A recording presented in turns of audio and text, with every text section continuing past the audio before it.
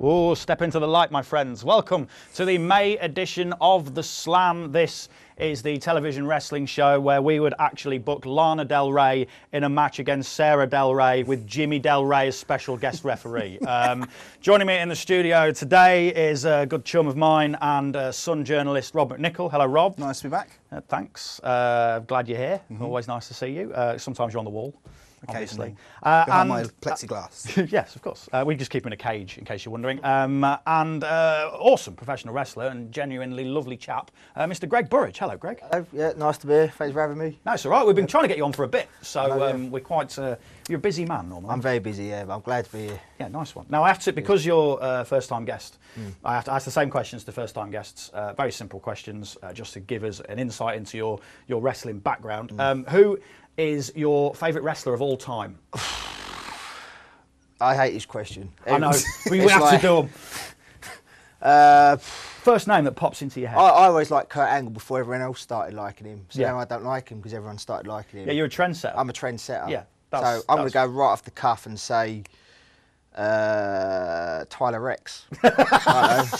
No one likes Tyler Rex, although he does. He's got awesome hair. Actually, he looks like an awesome wrestler. He's got dreadlocks. He looks like, if you're into video games, he looks like Jeffrey from the Virtua Fighter series. He does, actually. Yeah. He does. It's a very. I'm glad you get that because it's a very niche reference. You've gone very early with the video game reference to throw me this week. There's always something that you throw in.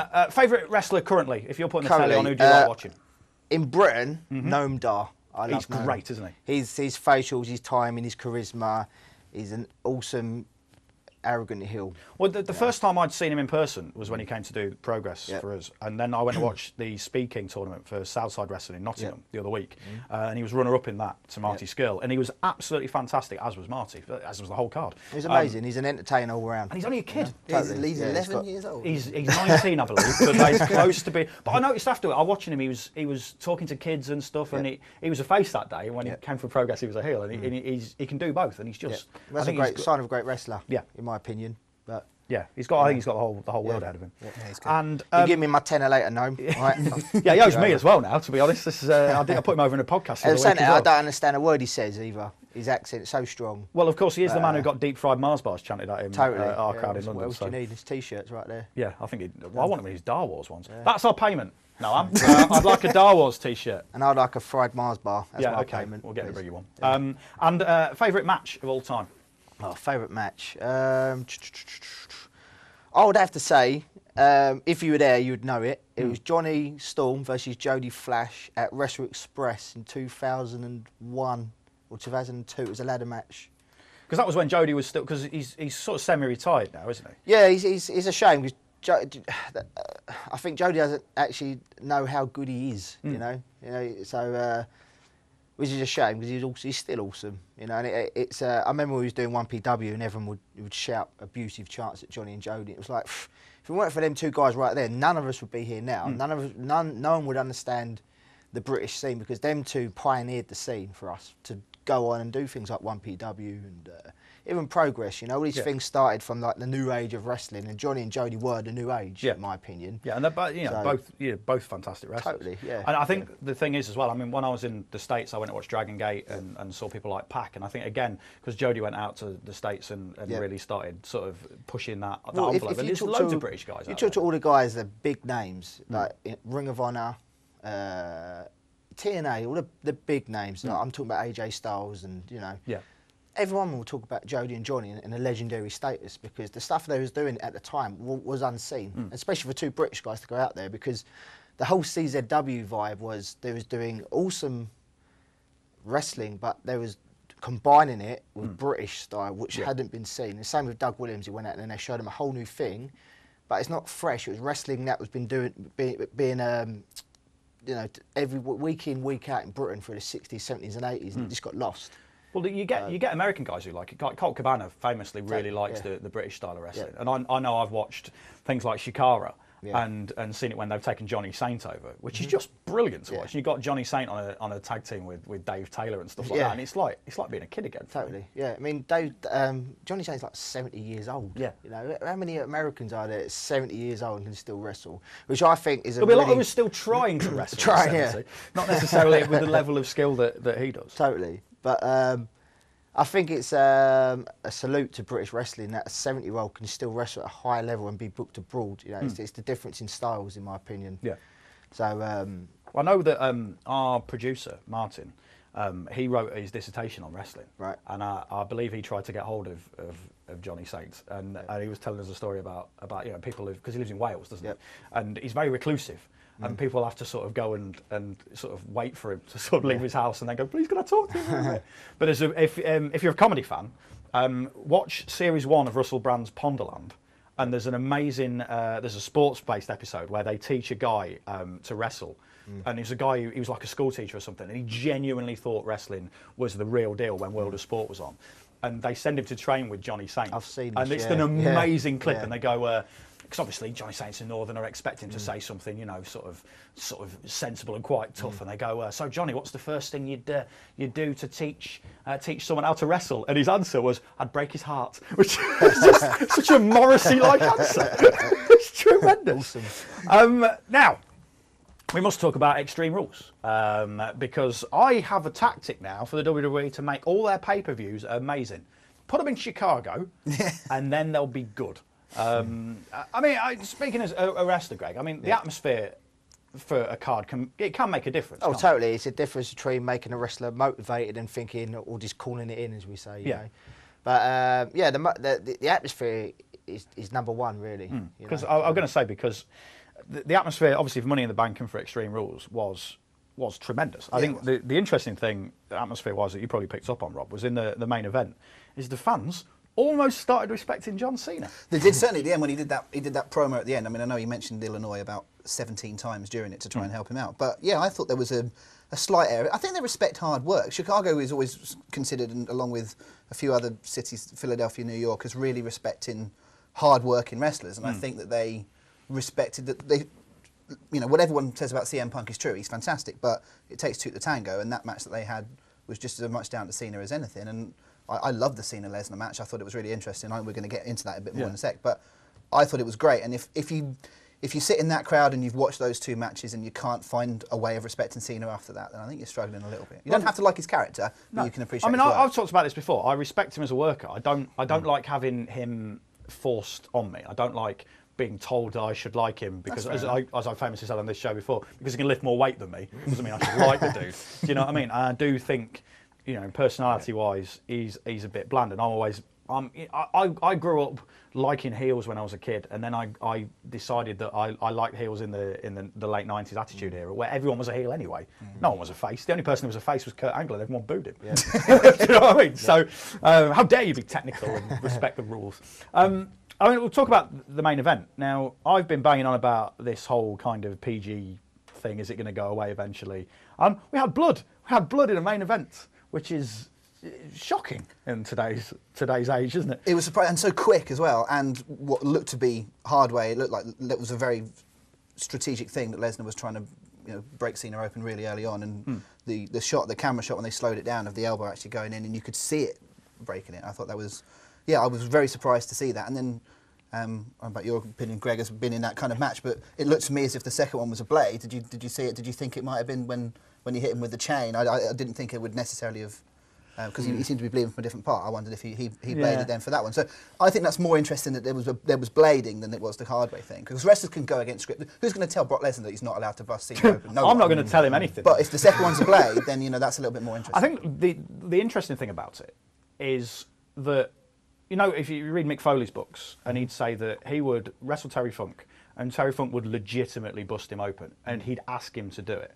Now, speaking as a wrestler, I mean, you've got to really trust someone to say, hey, I want you to hit me as hard as you can and make it look realistic. The thing of wrestling is the technique of, okay, the two is the appearance of something looking as if it hurts, but in fact, wrestling hurts. Yeah, of course it does. I mean, Absolutely. and accidents happen. It's only about a couple of months ago I was wrestling Chris Travis, and we was fighting on the outside of the ring, and suddenly his elbow's gone bush, and it's sliced me right open. It's got a nice Harry Potter scar going. Yeah, you are. Yeah. So just right, you know, it's just really, you know.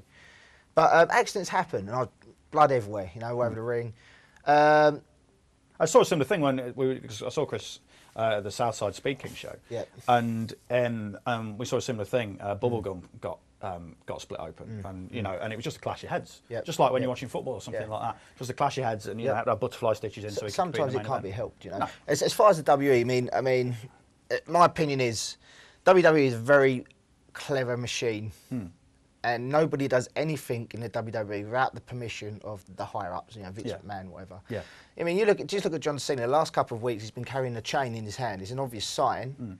That's going to be used somewhere. He hasn't carried it before. It's suddenly come back. It's going to be used for the story angle. So I think it's a development thing. It's a subliminal sign that you don't really pick up at the time, But that's how the W works. And the thing with John Cena, I might be looking too deep into it, but I think John Cena is one of the most cleverly worked, fine-tuned gimmicks there's ever been in WWE, because with John Cena, he has the perfect mix of being the ultimate heel and yet the ultimate face. You hear the cheers and the boos in the crowd. The cheers are very high pitched. Well, we've always talked about this because I've always said, why won't they turn him? And you've always made the point that he's already he's a heel anyway. He's already the biggest heel and the biggest face. And you look at his smiles. You look at the way he smiles to the camera. His smile is the absolute perfection of I'm under 13 and I love you and my idol, or I'm over 13 and I hate you and you're arrogant.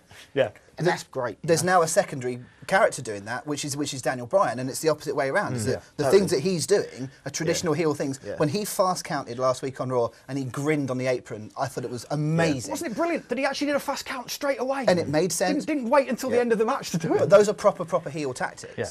But again, anyone over a certain age thinks it's great. And everyone loves Daniel Bryan and it's getting the yes thing. You have to look from a financial point of view. The financial point of view is WWE need to make money, and they can't make money from kids because it's the parents that buy the pay-per-views. So you get the heel. I mean, the Cena Rock angle is brilliant because they'd make the adults hate Cena and they remember the Rock from the old days. Yeah. So the adults would buy the pay-per-view.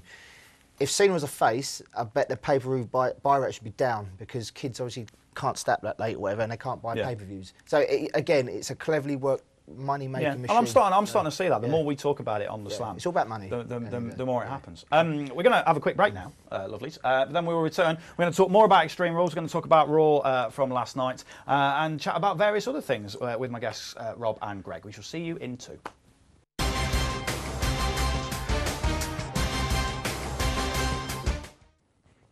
Welcome back to part 2 of the Slam.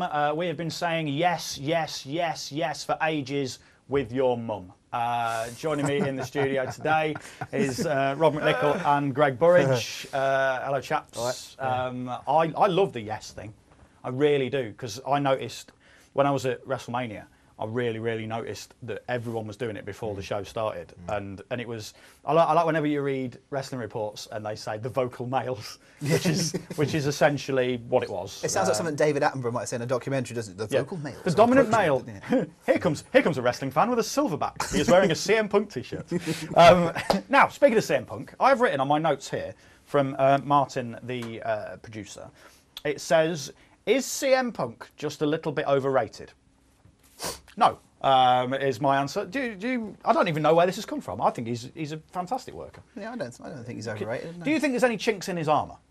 That's a perfectly legitimate question to ask a journalist and a wrestler. Do you think there's anything where he is a little bit weak? I hate saying this because it's a horrible way to look at it, but I do think that if he were to be against Brock Lesnar, let's say, because he was mentioned last night, I think he might look a bit small against him. Yeah. And that's not his fault, is it? And I'm not asking him to, But everyone looks small. Everyone looks small next to the Incredible Hulk. Well, they do, but I mean, he looked big obviously against Cena, but Cena is a big guy, and there was a little bit more of a credibility, that Cena could have stood up to him. And I know there's issues about that as well, but that's my only fault with him. But that's not a fault really. He's still a tremendous worker. I mean, Lesnar is a genetic freak of nature. I mean, we're not suggesting in any way his look is chemically influenced. Obviously, being in UFC, and he won't be able to do that. I just think he's just a massive farm boy. You do see guys who live like that in the countryside. I've seen photos of Lesnar when he was 16. He looks just as big as he did now. He was a super heavyweight amateur wrestler, wasn't he? I mean, you look at the background, like you look at the training techniques all the UFC guys are doing now, like flipping tyres and all this kind of stuff.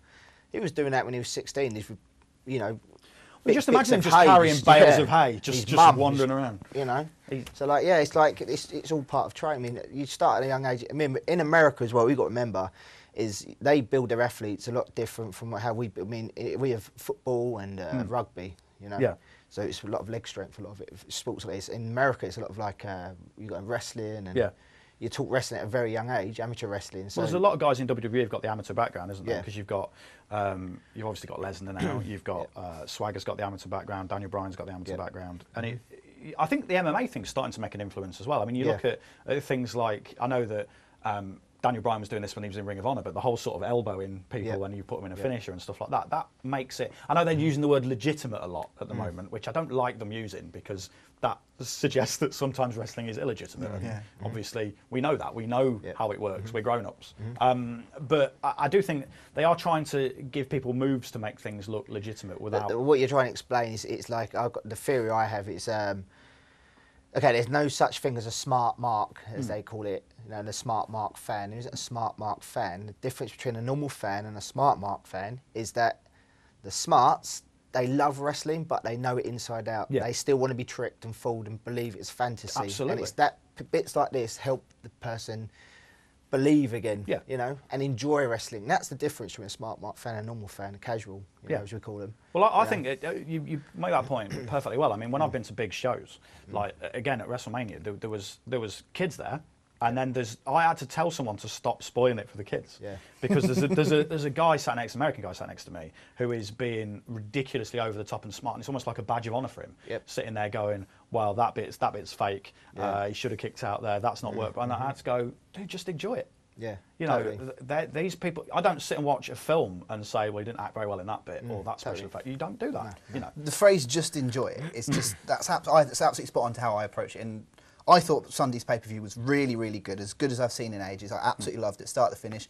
Yes, there's a bit of a question over who won at the end, right? Whether that should have been how it was. I think Lesnar's protected, though, isn't he? I think he is, but I've seen so many people go, "Oh, it's kind of spoilt the pay-per-view for me now." And it's like, no, don't second guess them. Just enjoy what it was at the point. You're going to find out where it goes in the end. They might die on its backside. It might be a terrible angle. Or it might be the best thing you've ever seen. But for that one night, just enjoy it. It was a great show. The other thing that. My partner at London School, Lucha Libre, picked up Gay Van Horn. He said it's a classic bully versus, you know, the kid in the playground. Absolutely, you know. Right. And again, I'm presuming for the WWE's sake, Cena's going to win it outright, because if they're doing his whole anti-bullying campaign, look at Les, look at the whole build, his whole presence. He's a massive bully. Yeah. You know, and Cena just looks like a little kid towards him. But they gave him an out. So. I mean, because Lesnar won the match twice, really, didn't he? And it's quite. I think that's a quite surprising booking. That's normally how a face would be booked to lose. I thought they should have made more of that on Raw. They didn't mention it at all. I thought they should have made more of it on Raw. And the one thing that I did notice about the Lesnar being a bully, he was a heel last night in that building. I know it was quite a mainstream audience, it seemed, for Raw, but there wasn't really a mixed reaction. He was booed last night. Triple H was cheered massively. Lesnar was booed. But it does depend on where. I mean, where was Raw last Dayton, night? Ohio. So it's like it's moving away from traditional town. It's moving away from the sort of the smarter fans in the northeast. Yeah. But I think that's probably more representative for the people watching at home than the Chicago one is. Yeah, I totally agree. I mean, that's the thing that really underlined it for me at WrestleMania was how many kids do love Cena. Much as I'm not a massive fan, and I wanted The Rock to win at Mania. I went to SmackDown the week before last at the O2. And I couldn't believe how much Cena how much merchandise there was. The new green one, which has only been out a month. You just looked across the arena and it was just absolutely full of it. It was stunning. Yeah. But again, that's the W marketing campaign. He's going to go through every colour of the rainbow until there's a rainbow-coloured John Cena T-shirt. He's done it all. Yeah. You know, because kids will buy every single T-shirt there is, every colour. You know. So again, how many Leicester shirts have you got? One for I've got home and away from every season since I was about 6. I'm virtually the same with my Argyle shirts. It's like you buy them, don't you? You can't help it. So. Yeah. Because we've got nothing better to do with our money. We have a guest on the wall, repeat guest. We have Mr. Patrick Baker. Hello, Patrick. Hello. How are you, mate? I'm good. See yourself? Yeah, not bad. Apparently, you've got an interesting T-shirt on. I have. It's a DDP yoga T-shirt. It arrived today. A DDP yoga T-shirt. That is excellent. I want to get DDP on to talk about this. And we will need a 5-hour slot to do it. Apparently, I've got to challenge him now, like I did Ultimate Warrior. Hey, DDP, you think your yoga's good? You come on here and bend some things for us. Yeah, DDP with your pink Cadillac you drove at WrestleMania 11, I think it was. I had Paige on my podcast, and I think I edited it down to 2.5 hours. But I love talking to him. He's a really interesting guy. I know that when Mick Foley came on the show, he mentioned to DDP, and then DDP tweeted about the show, which was nice of him. So we're genuinely grateful Mr. Page. But we'd like you to come on. Come on the Skype Wall. Talk to us about yoga. I'm up for doing that. I can plank. I'm very good at planking. Not a euphemism. Patrick. Patrick. I presume you watched Extreme Rules. I did. I loved it. And did you watch Raw last night as well? Yes. Now, we're going from Extreme Rules, where we had an exciting main event that I think people... It's a difficult sell straight after WrestleMania to have a main event that big, to now one of the main events at Over the Limit, isn't it? The next pay-per-view is going to be Johnny Ace against John Cena. How pleased are you about this, Patrick? It's a match that I think would be interesting to see. I just don't know if it's the right one to have now. Martin, our producer, has just said, will it be better if he comes out on a skateboard with Shane Douglas as a tag team partner? They've had a mixed weekend, the old Dynamic Dudes, haven't they? It was a bit of a different weekend for Shane Douglas with his apparently disaster of an Extreme Reunion show that... Shane Douglas involved with something that was a disaster? Apparently. What a surprise! They were chanting "Save this show" at Jerry Lynn 2 matches from the end. Oh my and Lord. we want refunds. Sabu got hospitalised. Just Incredible wasn't allowed to wrestle because he was out of it. Apparently, so the reports say. Wowzers! That is wrong. And Johnny gets a main event. His tag team partner gets a main event. I mean, you've got to be looking forward to CM Punk Daniel Bryan, though. I know I am as a... Oh, yes. Yeah. Yeah. Good work. Yeah, dream match. I mean, we saw it a couple of times with the whole Teddy Long and Johnny Ace having the heel finishes. But I think if we can get a proper, clean pay-per-view match, it's going to be phenomenal. I think we deserve it. So I'm glad to see that. But yeah, I think Johnny Ace scene is a bit odd. I think Lesnar's kind of, well, I don't know what they're going to do with him. Bit odd. I think hopefully Albert / A-Train / Lord Tensai / Giant Bernard will get involved. Because I love him. But I love him from watching him in Japan, where he can have 20-minute long matches. And he's really, really good. He's really good at doing that big, like Vader used to be. Really good, big power sort of wrestler. And I don't think giving him 2-minute squashes is necessarily going to get that over. I think he needs more. I think we need to see a proper full-length match from him. Try and help the fans see what he is all about instead of just listening to him chant Albert for 3 minutes while he batters R-Truth. Yeah, I mean, it is. Obviously, we've got new tag team champions from Raw last night as well, haven't we? Yeah, R-Truth and Kofi Kingston. Which makes no sense. It's the WWE's tag team booking. It never really makes any sense. But the last team to beat Primo and Epico was Santino and Zack Ryder, and they were in Zack Ryder's hometown. And instead of having Santino carrying on and going for that whole, I'll be a double champion, they just get Kofi again and go, here's another partner, and just run with that. So, do you think this is, and I'll ask you guys this, do you think this is because Kofi Kingston isn't actually very good? I have a theory on Kofi. I think Kofi's got bags of personality again to appeal to perhaps a younger audience, but his matches are so by the numbers, especially his tag team matches. What's that hot tag? Springboard clothesline, and a couple of kicks, boom drop. It's so boring. I've never seen him outside of the matches. I've never seen him outside of a WWE environment, so I don't know how much of that's how he's produced. Yeah. I mean, I'm saying just from what I've seen I've not seen a lot of Giant Bernard in Japan. So from what I've seen of Matt Bloom in his WWE guys, I'm not sold on him at all. But I'm sure he's got bags more talent than he's being produced on the TV. So maybe Kofi's got more about him than just. See, I like Truth. I really like Truth. I think Truth's entertaining. Yeah. I think Truth is awesome. Yeah, like, the way he can run with a character like that. Yeah. I mean, wrestling's all about making a pansy out of yourself, basically. And that's what it's all about. But I think, given the title, I mean, what you got to think about again, it's fun and games, wrestling, enjoy yourself. It's the same thing with a title change. You don't want to go. They're not all going to do a title change of Raw with. With R-Truth and Kofi Kingston, doesn't make sense. You want that to happen to keep the fans going, blimey, anything can happen in the WWE universe. I'm certainly not averse to title changes on television because the occasional time it used to happen when I was a kid, I mean, watching Superstars or Wrestling Challenge and there'd be a title change, you're like... Do you remember when 1-2-3 Kid beat Razor Ramon? Yes. And you're like, how can a jobber beat Razor Ramon? Yeah. It's that kind of stuff that gets you on your edge of your seat again. You don't want to predetermine everything. Otherwise, you're Nostradamus. You want to enjoy yourself. I don't really know what's going to happen next. And like giving a title change to two guys that aren't even a tag team, I personally think is a good, exciting, fresh thing to do. Yeah. But again, you've got to look at it as RW struggling with R-Truth and Kofi. We don't really know what way to push you anymore. you see Invisible Kids and you're, you know, generic. Okay, we'll give you the belt. This is one last kind of push. It's a shame because I quite like Primo Epico as a tag team, but a lot of that might be down to Rosa Mendes. Yeah, I was just going to say that. Yeah. I think it might be Rosa. By the way, I forget which of them it was. I think it was Primo. I love the fact that they punched little Jimmy last night. next to our truth, to just punch the air. That was great. You got to hit kids. Patrick, before we let you go, what do you think will end up happening? SmackDown's obviously being taped tonight. What do you think they'll set up with SmackDown for Over the Limit? I don't know. I haven't really been keeping up with SmackDown as much as I keep up with. How dare you? Who do you think they'll put Sheamus in against? Because I think Sheamus will be Sheamus Alberto Del Rio. I reckon. Isn't he already? Because he's got a title shot. But, so I think they'll probably be that, which I quite like. Yeah. I like Del Rio. I quite like that. Yeah. I think I'm quite glad they've moved Daniel Bryan away from Sheamus over to Punk, and now we can go somewhere new with both titles. I think that's quite good. Also, as well, it's a sign of respect for Bryan, because we all know Raw's the A show, don't we? So if you're doing well, they put you on Raw.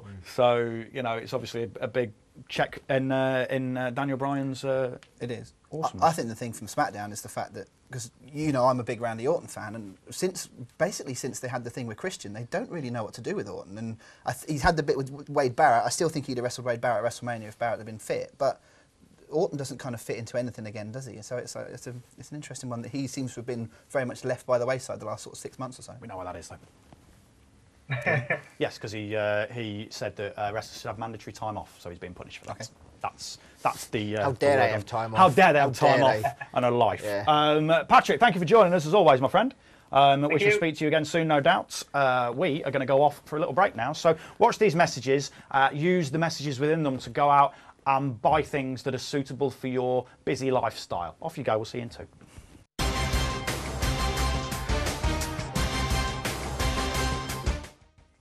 Hello, welcome back to part 3 of The Slam, the monthly wrestling show that would desperately like to put on a match between Mantor and Battle Cat in the battle of rubbish animal-based WWE gimmicks of the 90s.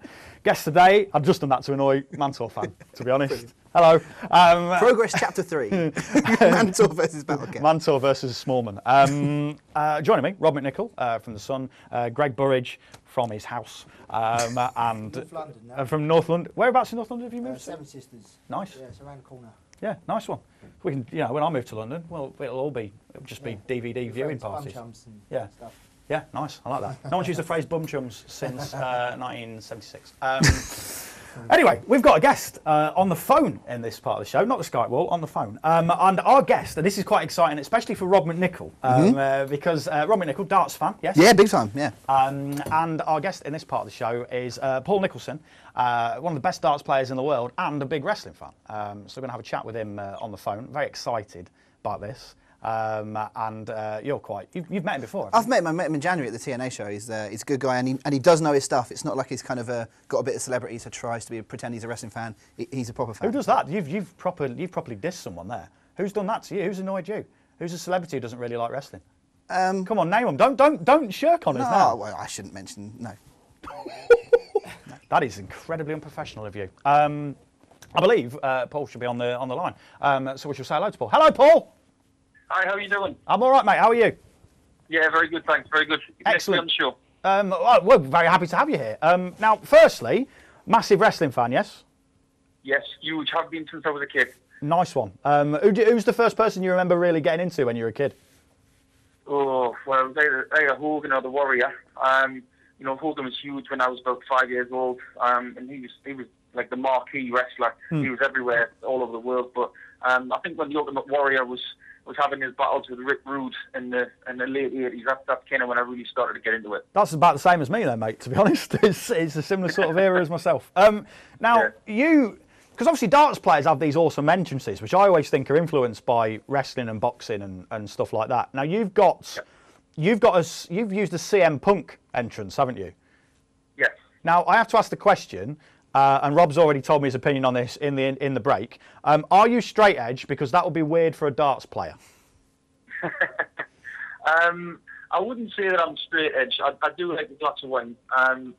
I did used to smoke earlier in life, but I haven't smoked for quite a while now. So I'm kind of more straight edge than I used to be, but I wouldn't classify myself as completely straight edge. It'd be amazing if CM Punk just changed his gimmick one day and went, do you know what? Sometimes I quite like a glass of wine. Brilliant. Just over dinner, just with chicken or fish. You know. Now you've got a reputation for being the bad boy of darts, which I quite. The bad boy of anything's always good. I mean, do you sort of try and play up on this, or is it just something that accidentally happened? I think it was something that accidentally happened. When I first came on the circuit, you know, I looked a little bit different. Obviously, I was a bit slimmer than a lot of the guys in darts, even nowadays. But I had sunglasses on, and you know, people, you know, when they see something different, they don't take to it immediately. And from the very first moment that I walked on stage, people just thought, well, who does he think he is?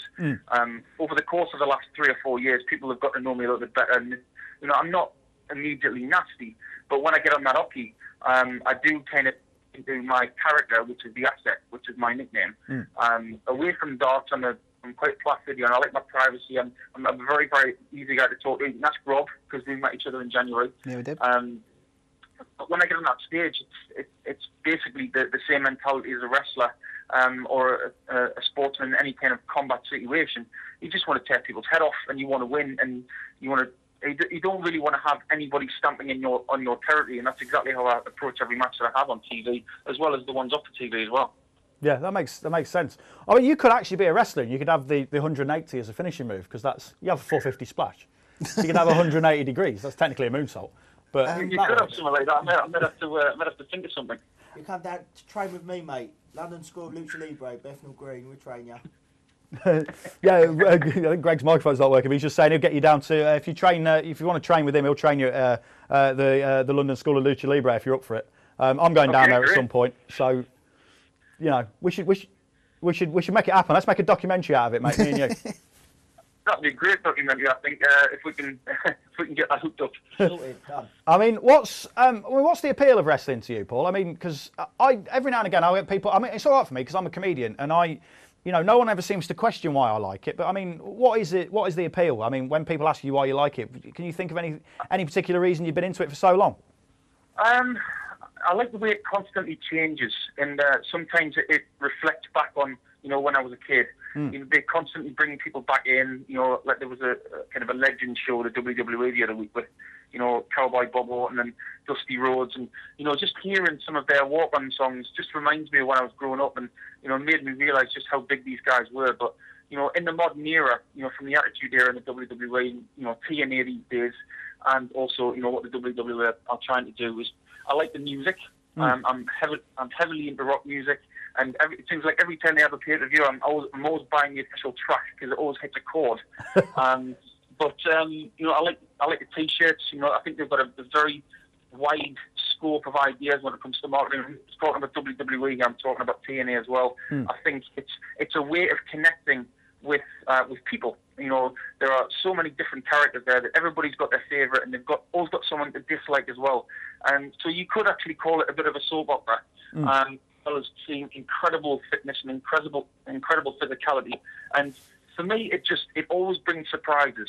And you know, every single time that I finish watching a wrestling show, I can't wait to tune in the next week. And it's very addictive, and it never gets boring. And that's what I love about this particular aspect of sports entertainment, because there are a lot of things out there where you sit in front of it for about 20-30 minutes and you just think, well, yeah, what else can I do today? Wrestling's never like that. I'm always glued to the screen. Yeah, and I think you're right. I mean, once you've become a fan, that's it. You're always tuning in. You've always got a DVD collection on the go, stuff like that, haven't you? I mean, I have to ask, with you being a CM Punk fan like myself, how excited are you about Punk Bryan on the next pay-per-view? I think it's an interesting matchup, actually. I've never really been a Jericho fan, so I'm glad that he's seen the back of him.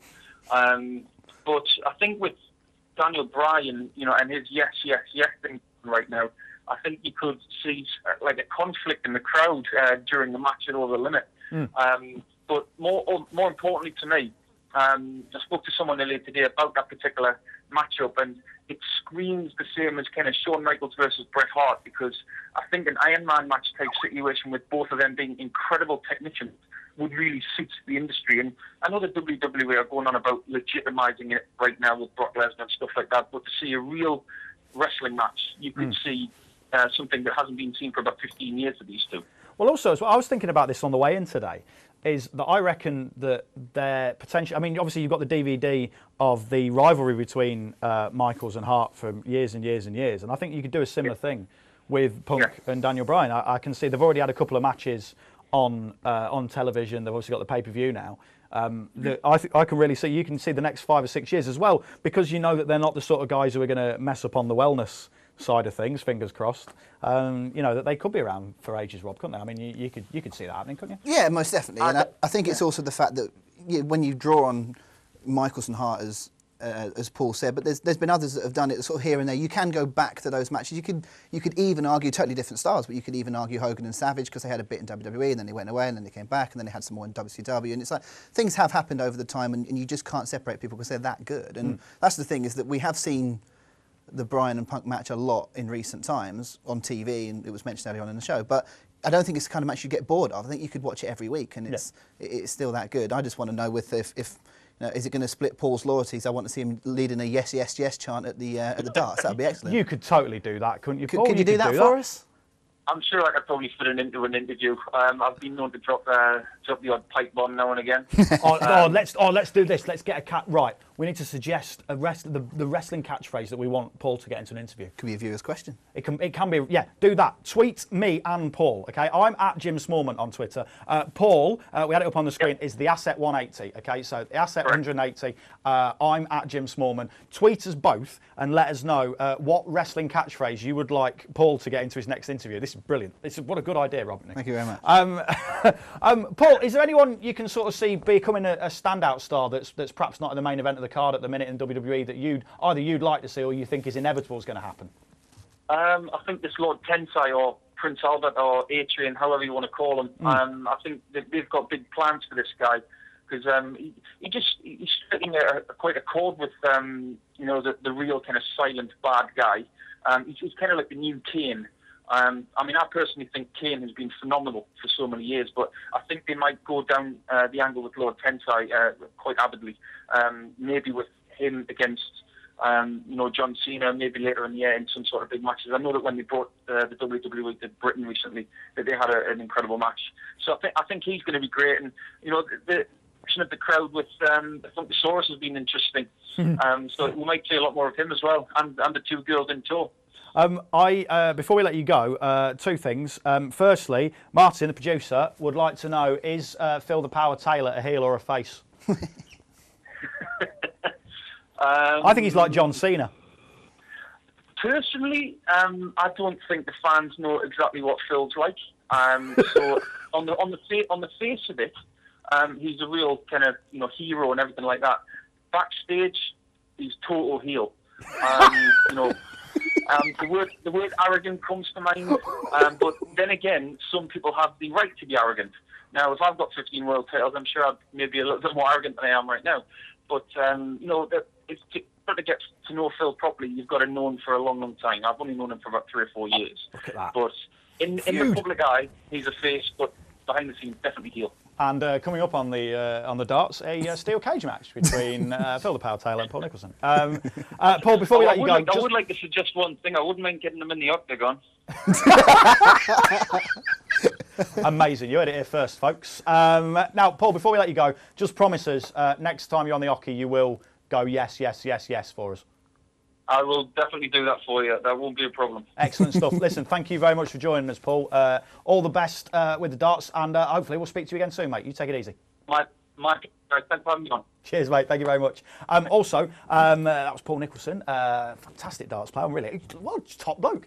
Also, we had a few photos of him up on the big screen. The credit for the photos is Lawrence Lustig, PDC. Thank you very much for letting us use the photos of Paul. We're going to have another little break now, and then we're going to talk to Greg Burridge about Greg Burridge. So we shall see you in 2 minutes' time. Off you pop.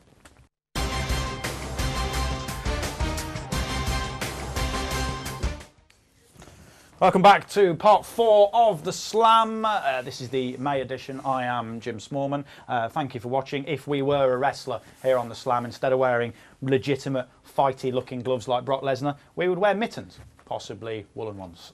Joining me in the studio is the Sun's Rob McNichol and the awesome Mr. Greg Burridge. How do? Nice, nice northern intro. I like it. Now, Greg first came to my attention a little while ago because I run, co-run the Progress wrestling promotion. We were looking at various different wrestlers, and people were suggesting different people to us, and we get sent promos and YouTube footage of people, and we got sent a promo video about Greg. And I personally was completely blown away by it. We're going to give you a little taste. You can see the full thing on YouTube. We'll just show you a quick little couple of minute taster of this video now, because I personally think it's phenomenal. You'll see what I mean. Go and have a look. You see this street? I grew up on this street.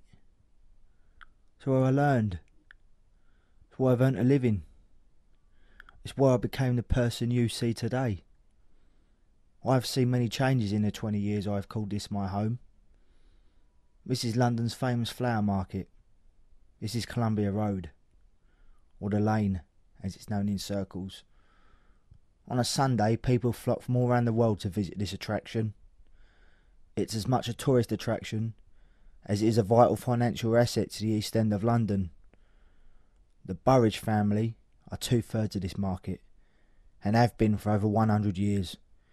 You go up and down this market and you will meet my cousins, my uncles, granddad and my dad. My earliest memory I have of working down this market was 1992. That's almost 20 years to the day. The reason I remember? Well, my dad took me to SummerSlam 92 at the old Wembley Stadium the night before. And I remember 3 things. I remember the crowd chanting, "Bulldog it, man." I remember this Ultimate Warrior t-shirt I was wearing. I remember a bright neon green SummerSlam 92 hat my dad wore the next day down the lane. I learnt one major thing that day, apart from the power of merchandising. That one major thing I learnt was that I wanted to be a professional wrestler, no matter what it took. You see how pleased I look watching that again. It genuinely pleases me and fills me full of joy. Now, I know this is just something that we and Rob have talked about before, is that a lot of the time if wrestlers are trying to set up a feud, a lot of it is I'm going to beat you up, you're going to beat me. And a lot of the time they don't legitimately make you understand why they want to be victorious, why they wanted, and it's suspending that disbelief. And I think a promo like that is tremendous, just to get under the skin of what you're about. Just you can watch that and then straight away, I know what Greg's about. But when you were making that, I mean, it evokes so many memories for someone like me who was at SummerSlam 92, and I think everyone who's ever followed a dream, it kind of makes them sort of do that. I mean, was that your idea when you were making it?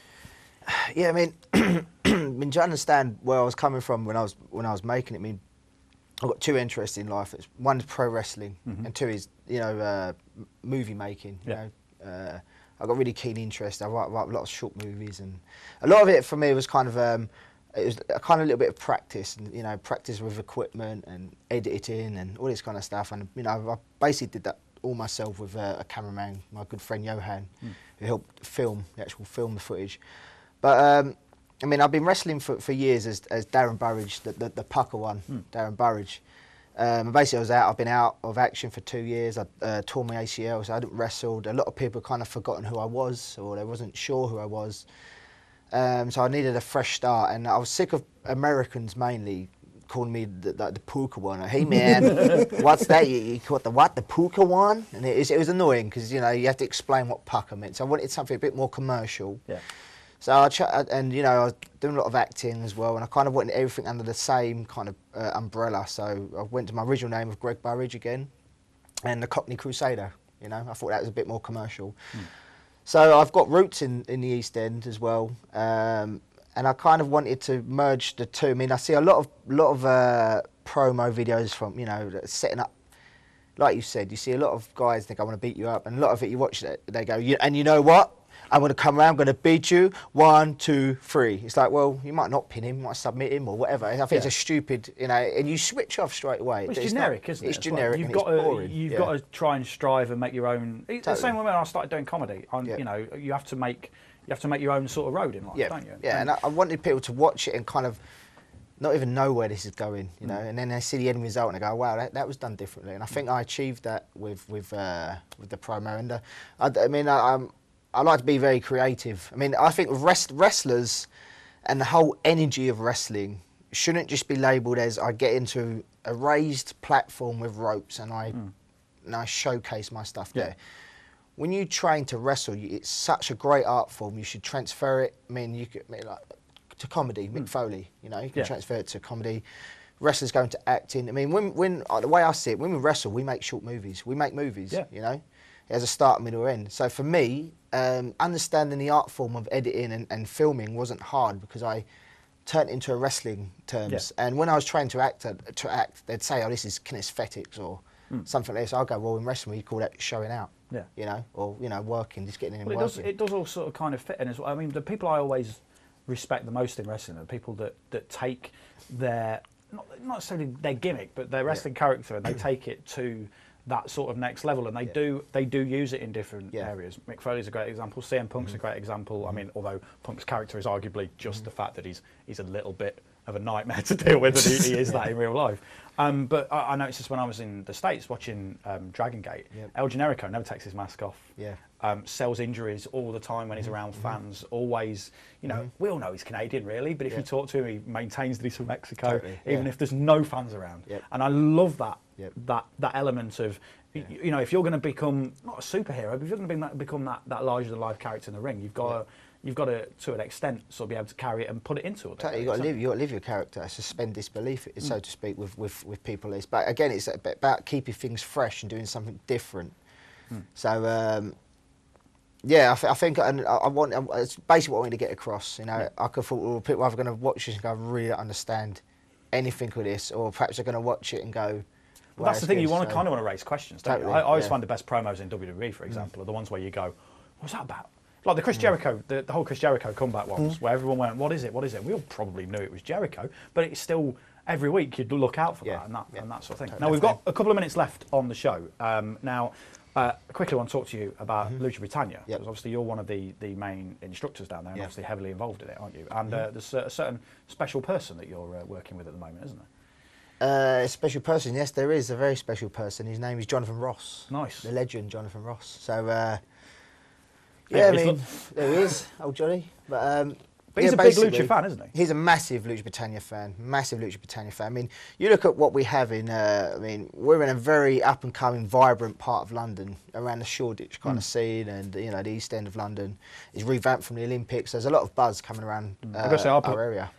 Sorry. I gotta say, who's that on the screen right now? That's an really old photo of me, of Metallico, the half man, half machine warrior. Brilliant. Yeah. So I'm basically, you know, basically Lucha Britannia. We have gimmicks, and this is what makes us so interesting to fans. I mean, we just did the BritWres Fest, and everyone was saying we had the best match of the night. I've heard similar things. I've heard how great the match was, and I think as well. I think the interesting thing is, like you're saying, it being in Shoreditch. I perform down there at the Comedy Cafe, for example, and your shows are a bit later at night as well, aren't they? And totally. It's more adult themed. It's like a wrestling match, and we have a burlesque act or a cabaret act, and we go back to a wrestling show, everyone gets drunk. It's a great vibe, a great atmosphere. You know? And we do it underneath a railway arch in London, so the whole set and background is a perfect kind of setting for a TV show, and this is what Jonathan Ross can see, and we're developing the pilot now, and hopefully, fingers crossed, it all goes well. I mean, we've had meetings with top producers in TV. And brilliant. I so want that to happen. Yeah. Before we wrap up the show, what's the website for Lucha Britannia? It's luchabritannia.com. Also, we have the London School of Lucha Libre blog spot. If you go on to there, just type in London School of Lucha Libre. The school's going really well. We do 3 nights a week. Mondays we do total beginners, you know, I haven't got a clue about pro wrestling. Tuesdays are more intermediate, and then Wednesdays is your kind of professionals and you know, your more experienced trainees. But yeah, it's a really good vibe. And again, Jonathan Ross is filming the school as well. Awesome. So it's if you want to come down to the school and learn how to to fight professionally. Well, I'm gonna do it. Yeah, I mean, we have loads of comedians, actors, all these kind of people come down and train. I'm totally doing it. Taking you as well, Rob. Yeah. Okay, that sounds good. And also, before we go, you'll be joining us at Progress on June 24th. I will. Well. Yeah, I will. I'm really looking forward to it. ProgressWrestling.com if you want to come down to that, because there's not many tickets left, so I do have to give that a quick look. Listen, guys, it's been a pleasure. It's been a pleasure to see you again. Greg, met you at Progress last time. Lovely chap. Thank you for coming on. Thanks for having me. Hey, not a problem at all. And come down to Progress. If you don't come to Progress, you're a slag. I want to see you there. Right? I'll come round your house. Yeah, I'll take that screen you're looking at, that TV, that Mac, whatever you've got, and I'm taking it home. I'll see you at Progress, you slags. And Rob McNichol, as always, thank you for coming in, mate. Nice to see you. Yeah, no worries. We will be off. Thank you for joining us on the May edition of the Slam. We will be back in June. Go away. We shall see you again soon. Thanks, bye.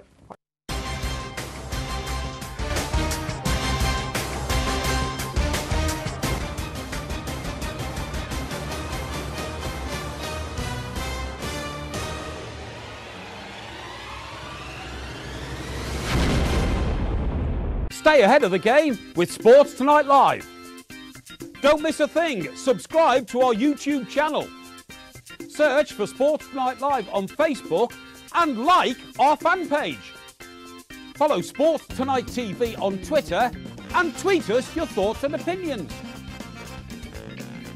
Sports Tonight Live, it's the platform for the fans.